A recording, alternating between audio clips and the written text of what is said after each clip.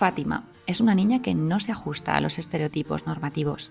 Vamos, que es diferente. Le gusta el pop coreano y llevaba tiempo denunciando el acoso al que se veía sometida en el colegio por esto.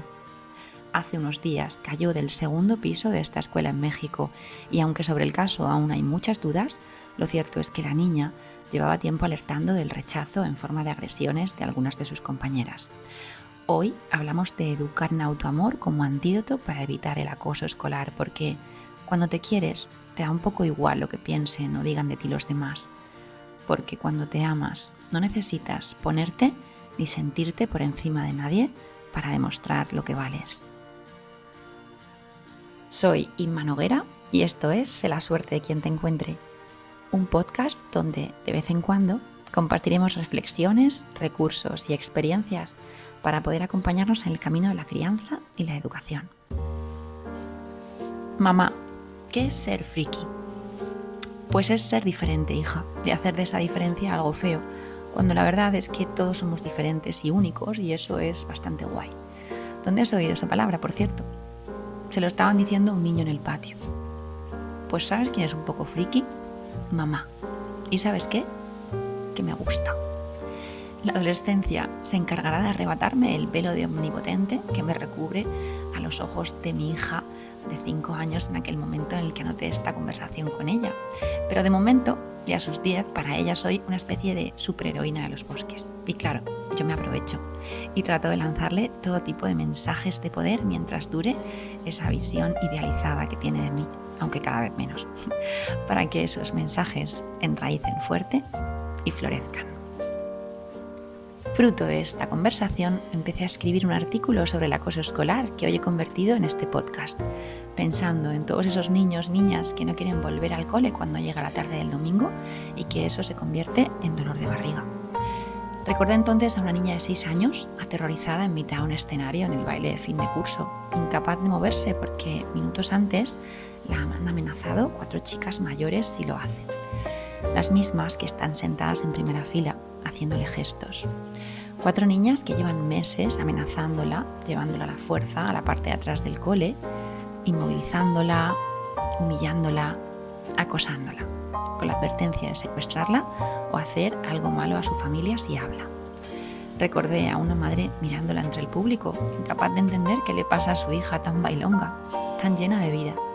Recordé a esa madre preguntándole después de la función que qué le había pasado, si se sabía el baile de memoria. Y a esa niña responderle nada, me he puesto nerviosa.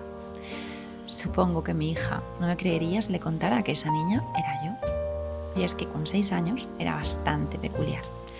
Me recuerdo jugando sola en el recreo, buscando piedras y bichos. No tenía muchas habilidades sociales, supongo que era una presa fácil para alguien que necesita sentir algún tipo de poder por algún tipo de carencia. Recuerdo el día que me cogieron por primera vez de piernas y brazos y me llevaron en volandas a un rincón apartado del patio.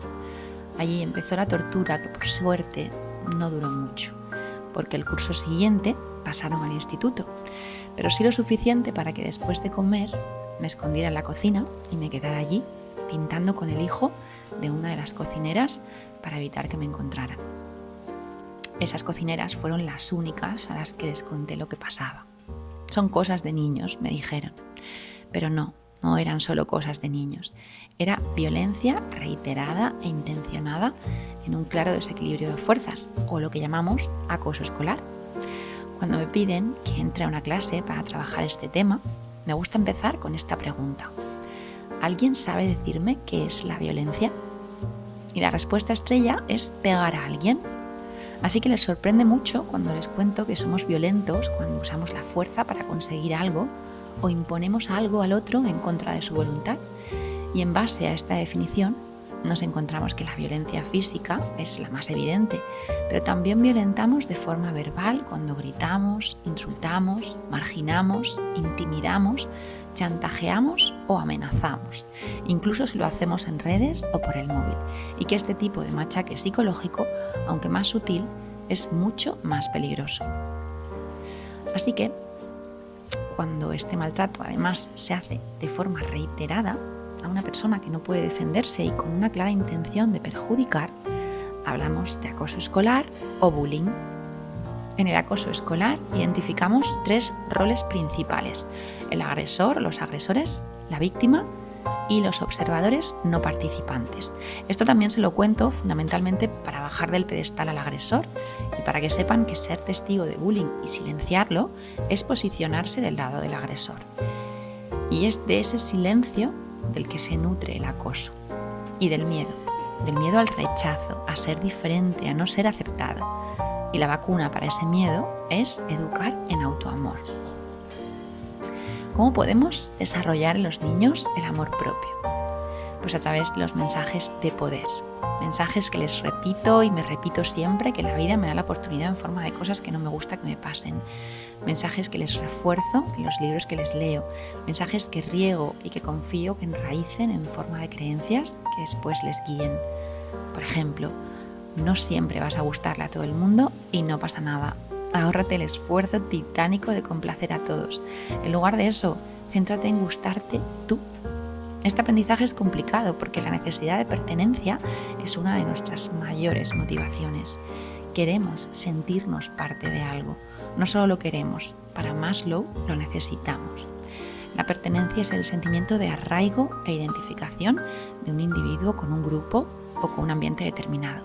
A través de ella se forman los vínculos, primero en la familia, después con los amigos y amigas, así que no nos engañemos, somos seres sociales, necesitamos de ese pegamento para nuestro desarrollo y nuestra salud emocional.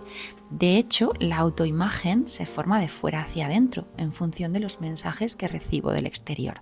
Por eso siempre recomiendo actividades extraescolares para diversificar contextos de intercambio en nuestros niños y niñas. Es más difícil que un peque se sienta aislado si tiene varios escenarios en los que se relaciona y varios mensajes que recibe. Pero a todos nos gusta sentirnos queridos y esto es un hecho, ¿vale? Pero hemos de entrenarnos en la capacidad de lidiar con el rechazo.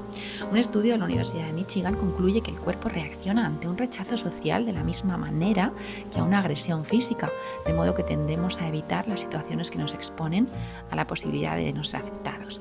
Sin embargo, que nos rechacen no depende tanto de nosotros mismos en realidad, sino de las circunstancias que rodean al otro en ese momento. Así que no des tanto poder a los demás porque nadie puede hacerte sentir de una determinada manera, solo tú mismo. Y al hilo del rechazo, hace unos días, a raíz de la entrevista a una colega de profesión bastante conocida, salieron un montón de vídeos echándose encima por un supuesto reduccionismo biologicista de esta psicóloga. Si bien es cierto que no solo somos química y que meditar y tratar de educar el pensamiento no lo es todo para lograr la salud mental, que hay variables sociales y contextuales implicadas, no pude sino sentir un poco de pena ante tantas críticas y tanto odio a alguien que con formación y con experiencia reconocidas en su campo dedica su tiempo y su energía a difundir conocimiento para ayudar a los demás. Pena porque luego veo cientos, miles de gurús sin ninguna experiencia que pueden decir lo que sea sin fundamento y son aplaudidos por un montón de gente. Si eso de la divulgación se confunde con terapia, quizá no sea el problema de esta persona ni de las redes sociales, sino de cómo se utilizan. Al final el rechazo es uno de los riesgos de exponernos, pero por favor que las personas que realmente lo valen no dejen de hacerlo por esto. Inculcarles la idea de ser nuestro propio centro, porque la cultura nos invita siempre a sentirnos un poco incómodos, culpables, egoístas, cuando nos posicionamos en el centro de nuestra propia vida. Ocurre más a las mujeres porque nos educan para que los demás nos acepten, así que tendemos a desgastarnos en agradar, llegando incluso a sabotear nuestro propio éxito y anclándonos en la queja, el enfado, la tristeza, el conformismo.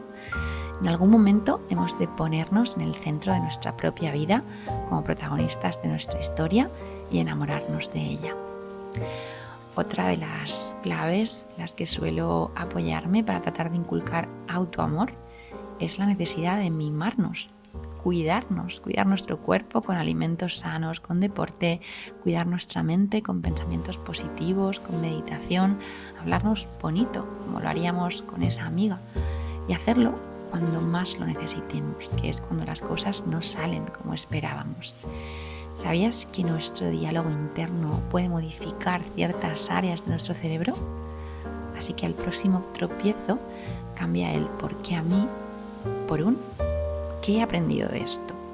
Otra de las claves para educar en autoamor es inculcarles que pueden decir que no en cualquier momento.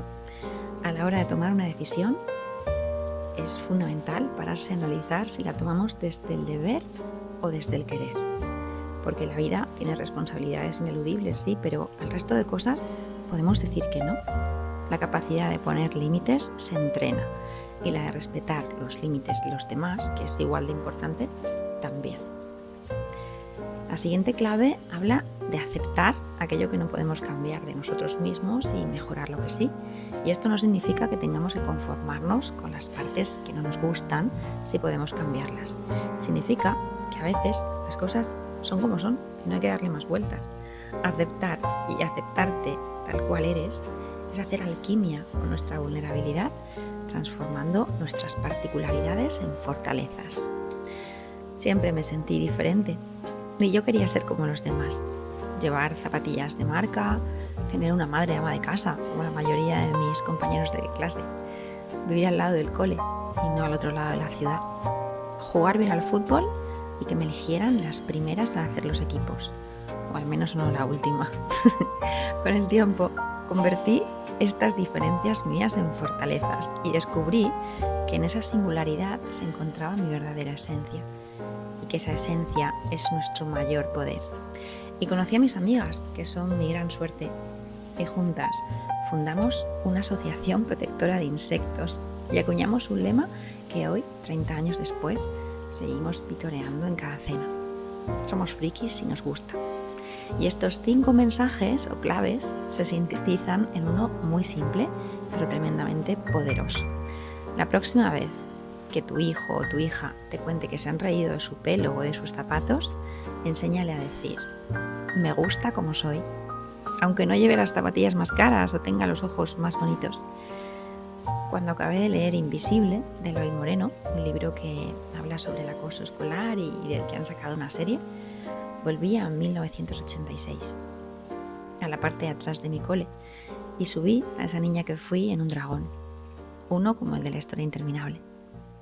Volamos muy alto y desde ahí arriba las cosas que antes le parecían muy grandes se veían tan pequeñas que no parecían tener tanta importancia. Entendió entonces que seguramente aquellas chicas mayores necesitaban a ese dragón mucho más que ella y que tenía sus propias alas, el amor y la confianza en ella misma para ser libre y vivir sin miedo.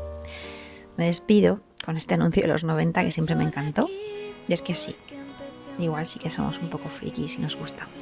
No estás sola, yo me tatué y va en campo. Y yo subí a bailar a la barra de un bar. Yo me dejé bigote para salir de marcha. Yo salí voluntario a que me hipnotizaran.